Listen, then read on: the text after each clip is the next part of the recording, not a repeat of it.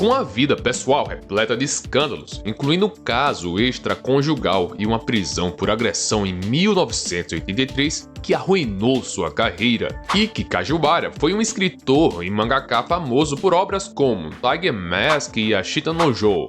E mesmo após a sua morte, a vida da sua família foi marcada por uma tragédia. Hoje eu falarei da biografia desse autor, mostrando para você que por trás de cada história existem pessoas, assim como eu ou você, e os autores nem sempre são os mais corretos nas suas decisões ou na sua índole.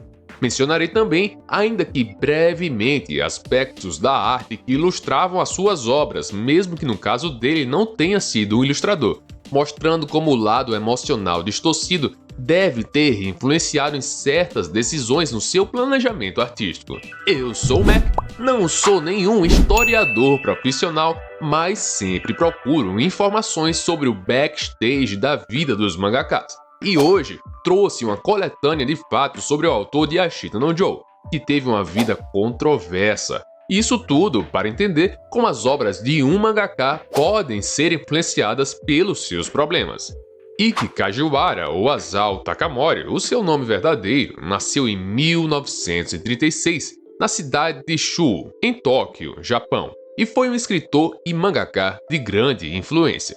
Ele é conhecido por criar algumas das mais icônicas histórias de mangá e personagens no Japão. Sua carreira começou de forma promissora e ele rapidamente se tornou uma figura respeitada no mundo dos mangás, com a influência significativa no wrestling profissional japonês. E é ainda no mundo das lutas que eu começo a falar das suas obras Ashita no Joe e Tiger Mask, obras que são mais famosas e que, se você conhece o autor, provavelmente são devido a elas. Ashita no Joe foi publicado inicialmente em 1968, um mangá que se tornou um clássico instantâneo, contando a história de um jovem pugilista chamado Joe Yabuki, que enfrentava uma jornada cheia de adversidades para se tornar um campeão de boxe. Uma obra com realismo e profundidade emocional que foi um tremendo sucesso no Japão. Mas outra obra lançada no mesmo ano e que também refletia esse apego do autor às lutas foi Tiger Mask, que contava a história de Naoto Dachi, um lutador de wrestling que inicialmente era um vilão, mas que após conhecer um grupo de crianças órfãos passa a ter um coração mais bondoso. Essa, inclusive, se tornou um fenômeno cultural, levando a adaptações em anime, filmes e até mesmo a criação de um personagem real no wrestling japonês. Quanto à arte, nesse momento mais tranquilo da sua vida, suas obras apresentavam um estilo de desenho característico da época, com traços mais suaves e simplificados, sendo Ashita no Joe ilustrado por Tetsuya Shiba e Tiger Mask por Naoki Tsuji. Mas essas obras não serão o foco desse vídeo, e eu quero te contar o lado mais sombrio da vida do Ikki. Como eu disse, esses são momentos mais leves da vida do Kajiwara, que também era conhecido por reciclar enredos e incluir elementos de violência e sexualidade sadistas em seus trabalhos. Então vamos transicionar para a sua fase mais violenta e controversa, entre 70 e 80, fase essa conhecida como o período lunático, principalmente no final dos anos 70, em que Ikki Kajiwara lançou mangás ultra violentos como Karate, Hellversion e Human Lethal Weapon, que não foram bem recebidos. Esses trabalhos, embora menos populares que seus sucessos juvenis, permitiram que ele expressasse aspectos profundos de si mesmo. Não esqueça, o quadrinho é uma forma de expressão, então é normal que o estado do autor se reflita na sua narrativa. Nem sempre aquilo será moldado exclusivamente para te agradar.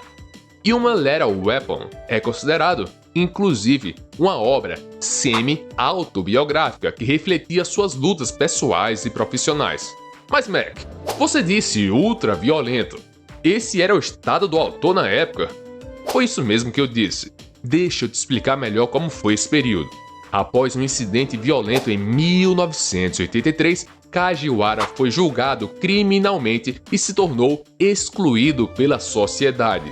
Ikki Kajiwara tinha um histórico de tratamento abusivo em relação à sua família. Ele foi conhecido por agredir suas esposas. Sua primeira esposa sofreu violência física e sua segunda esposa, a apresentadora tailandesa Pai Bingbing, também foi vítima de seus abusos.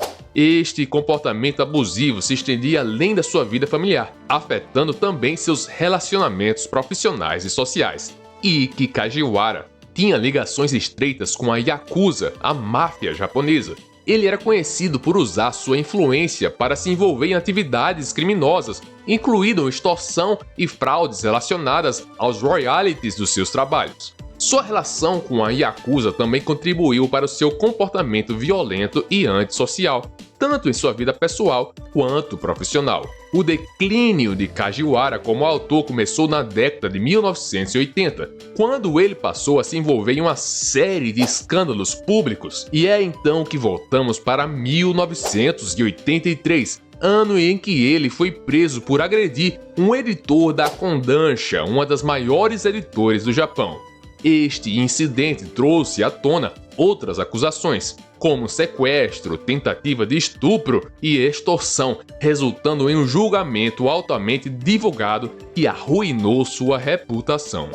Suas obras foram canceladas e ele foi duramente criticado pela sociedade japonesa, marcando o fim da sua carreira prolífica. No entanto, embora inicialmente rejeitado pelos leitores mais jovens, ganhou reconhecimento posteriormente como um autor que refletia as lutas internas e críticas sociais em suas obras. Ao que minha pesquisa indica, nessa época, os traços dos diversos ilustradores que compunham sua arte tornaram-se mais agressivos e detalhados, refletindo a natureza violenta das histórias, com um uso maior de achuras e destaque para ferimentos e expressões faciais mais intensas, com mais detalhes ao gore e tudo mais. Mas infelizmente eu não consegui achar muitas imagens na internet. Após sua prisão e o declínio da sua popularidade, Kajiwara começou a refletir sobre sua vida e carreira. Sua obra Human Lethal Weapon, que continuou a ser publicada após o circo midiático em torno do seu julgamento, evoluiu para mostrar uma perspectiva mais humanizada e introspectiva.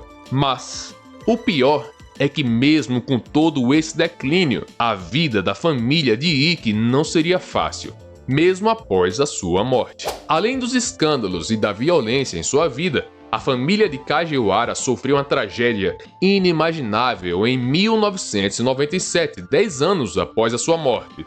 Sua filha, com pai Bingbing Parrisal Yan, foi sequestrada e brutalmente assassinada em Taipei, Taiwan.